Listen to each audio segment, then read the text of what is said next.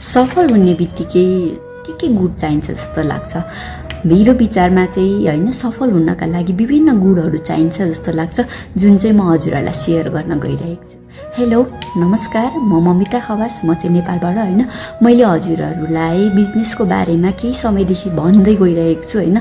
जस्तो मलाई के लाग्थ्यो भने पहिले चाहिँ सफल हुनका लागि चाहिँ हामीले के गर्नुपर्छ जस्तो लाग्थ्यो भने सफल हुनका लागि चाहिँ हामीले कडा मेहनत गर्नुपर्छ, परिश्रम गर्नुपर्छ अनि निरन्तरता दिनुपर्छ। थोरै लगानी गरेर पनि कडा मेहनत गऱ्यो भने हुन्छ जस्तो लाग्थ्यो। तर जब मैले यो डिजिटल बिजनेस गरेँ, त्यो बिजनेस गरिसकेपछि चाहिँ मलाई चाहिँ सफल हुनका लागि यस्ता गुणहरू चाहिन्छ जस्तो लाग्छ। जस्तो एकमा छ तपाईँको होइन निरन्तरता र धैर्यता हुनु पर्यो। जस्तो कुनै पनि काम गर्दाखेरि हामीले त्यसलाई निरन्तरता दिएनौँ भने त्यो काम कहिले सक्सेस हुँदैन। काम गर्दै छोड्यो भने त त्यो काम कहिले सक्सेस हुँदैन। अनि त्यो सक्सेस प्राप्त गर्नका लागि आफूले धैर्य पनि गर्न सकेनौँ भने त्यो पनि काम छैन होइन, त्यो काम सक्सेस नै भएन।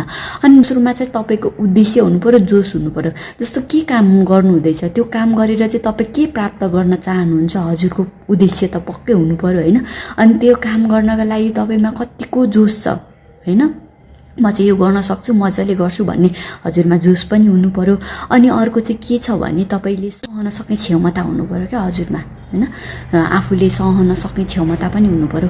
कहिले अब राम्रो होला, कहिले नराम्रो होला होइन, त्यसलाई चाहिँ म होइन राम्रै गर्छु भनेर आफूले मनमा सोचेर सहन सक्ने क्षमता हुनु पर्यो।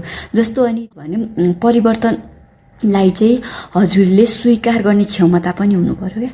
परिवर्तन अब कहिले राम्रो होला, कहिले नराम्रो होला होइन। अब हामी जस्तो किसानहरूले गर्नुहुन्छ नि त, खेती गर्नुहुन्छ, त्यतिखेर आँधी भेरी आउँछ, हरेक परिवर्तन हुन्छ, मौसम परिवर्तनहरू भएर आँधी भेरी आएर त्यो उहाँहरूको फलफुलहरू नाश हुन्छ होइन।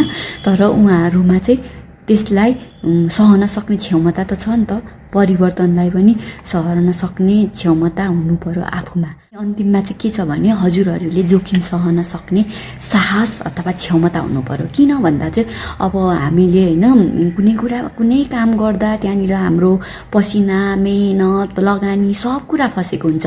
अनि त्यो चाहिँ हामीले अब नमली त हुँदैन। अनि त्यहाँ पनि हामीले रिस्क मल्नु पर्ने हुन्छ होइन। अनि त्यसमा चाहिँ अब भोलि के भइहाल्यो भने भनेर त हामी गर्न छोड्छौँ नि त होइन। भोलि जे भए पनि हुन्छ, जे हुन्छ राम्रैको लागि हुन्छ भनेर चाहिँ हजुरमा चाहिँ त्यो जोखिम मल्ने क्षमता चाहिँ हुनु पर्यो।